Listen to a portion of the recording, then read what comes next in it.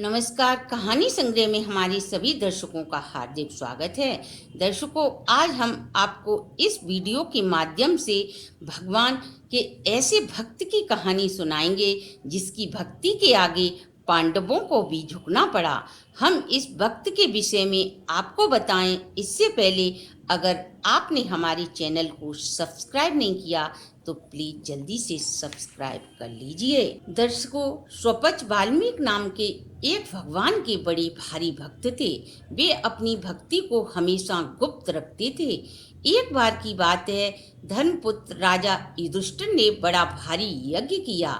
इतने ऋषि मुनि पधारे कि संपूर्ण यज्ञ स्थल भर गया।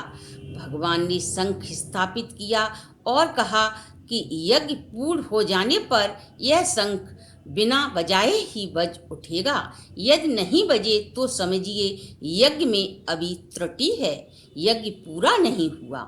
यही बात हुई कि आहुति, तर्पण, ब्राह्मण भोज, दान, दक्षिणा सभी कर्म विधि विधि पूर्वक संपन्न हो गए, परंतु वह शंख न बजा। तब सबको बड़ी भारी चिंता हुई कि इतने श्रम के बाद भी यज्ञ पूर्ण नहीं हुआ। सभी लोगों ने भगवान श्री कृष्ण के पास जाकर कहा, हे प्रभु, आप कृपा करके बताइए कि यज्ञ में कौन सी कमी रह गई है। इस पर भगवान श्री कृष्ण बोले, शंख न बजने का रहस्य सुनिए। यद्यपि ऋषियों के समूह चारों दिशाएं संपूर्ण भूमि भर गई हैं और सभी ने भोजन कर लिया है, परंतु किसी रसिक वैष्णव संत ने अभी तक भोजन नहीं किया। यदि आप लोग यह कहें कि इन ऋषियों में क्या कोई भक्त नहीं है, तो मैं नहीं ये कैसे कह सकता हूँ। अवश्य इन ऋषियों में उत्तम उत्तम भक्त हैं। फिर भी मेरे हृदय की एक गुप्त बात यह है कि मैं सर्वश्रेष्ठ रसिक वैष्णव भक्त उसे मानता हूँ जिसे अपनी जाति, विद्या, ज्ञान आदि पर बिल्कुल अहंकार न हो और जो अपने को दासों का दास मानता हो। यदि यज्ञ पूर्ण करने की इच्छा है तो ऐसे भक्त को खाना खिलाइए।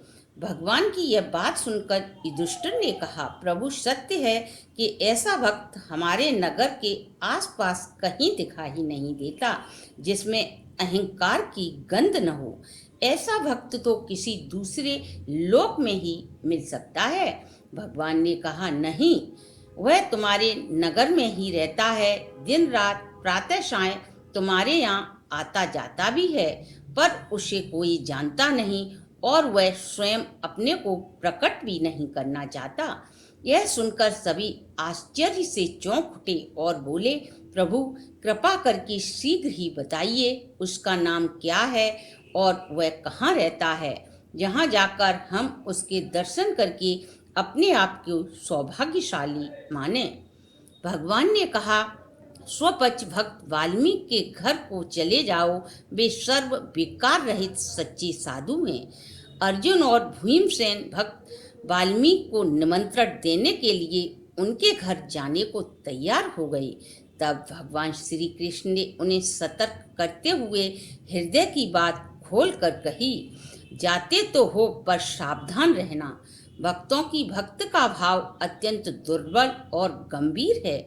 उनको देखकर मन में किसी भी प्रकार का विकार न लाना, अन्यथा तुम्हारी भक्ति में दोष आ जाएगा। दोनों ने वाल्मीकि के घर पहुंचकर घर को चारों ओर से घूमकर प्रदक्षिणा की। आनंद से झूमते हुए पृथ्वी पर पड़कर साष्टांग दंडवत प्रणाम किया। भीतर जाकर देखा तो उनका उपासना गृह बड़ा सुंदर था। वाल्मीकि जी उन दोनों राजाओं को आया देखा तो उन्होंने अपने सारे कार्य छोड़ दिए। लज्जा और संकोच बस कांपने लगे। उनका मन विहल हो गया। अर्जुन और भीमसेन ने सब निवेदन किया कि भक्तवर, कल आप हमारे घर पर पधारिए और वहां अपनी जूठन गिराकर हमारे पाप ग्रहों को दूर कीजिए। हम सबको परम भाग्यशाली बनाइए।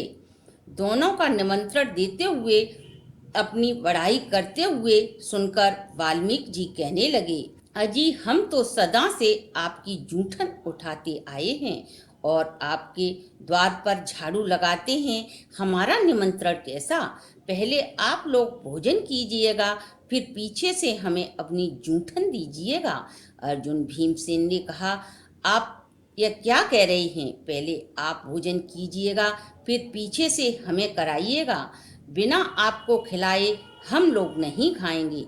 दूसरी बात भूलकर भी मन में न सोचिएगा कि वाल्मीकि ने कहा, बहुत अच्छी बात है, यदि आपके मन में ऐसा है तो ऐसा ही होगा।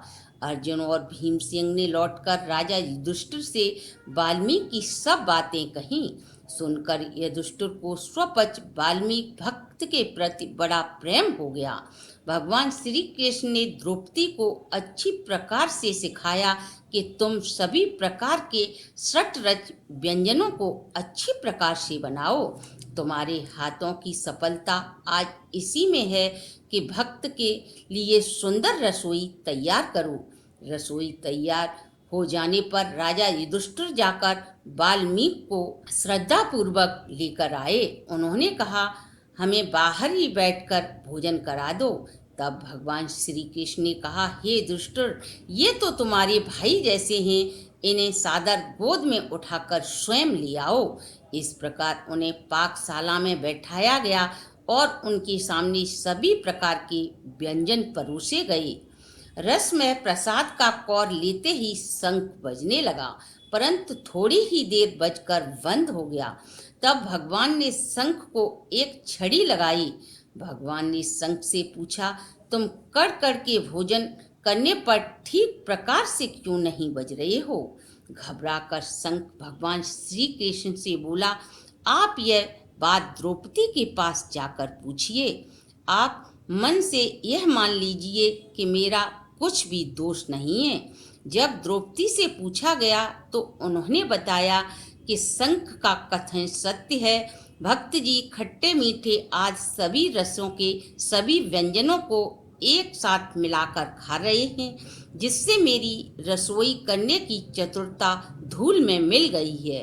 अपनी पाक विद्या का निरादर देखकर मेरे मन में यह भाव आया कि आखिर हैं तो ये वाल्मीकि जात के ही, ये भला व्यंजनों का स्वाद लेना कैसे जाने। तब भगवान श्री कृष्ण सब पदार्थों को एक में मिलाकर खाने का कारण पूछा तो वाल्मीकि ने कहा, इनका भोग तो आप पहले ही लगा चुके हैं, अतः पदार्थ बुद्धि से अलग अलग स्वाद कैसे लूं? पदार्थ तो एक से बाद बढ़कर एक रुचिकर और अरुचिकर लगेंगे, फिर इसमें प्रसाद बुद्धि कहाँ रहेगी? मैं तो प्रसाद का सेवन कर रहा हूँ, न कि व्यंजनों को खा रहा। यह सुनकर भक्त वाल्मीकि में द्रौपदी का अपार श्रद्धा भाव हुआ। शंख जोर जोर से बजने लगा, लोग भक्त की जय जयकार करने लगे। इस प्रकार यज्ञ पूर्ण हुआ और भक्त वाल्मीकि की महिमा का सबको पता लग गया। तो दर्शकों, कैसी लगी हमारी वीडियो? अगर आपको हमारी वीडियो अच्छी लगी हो तो ज़्यादा से ज़्यादा शेयर करें, और यदि अभी तक आपने हमारे चैनल को सब्सक्राइब नहीं किया तो सब्सक्राइब करें, बेल आइकन को प्रेस करें, जिससे हमारी नई वीडियो की जानकारी सबसे पहले आपको प्राप्त हो सके।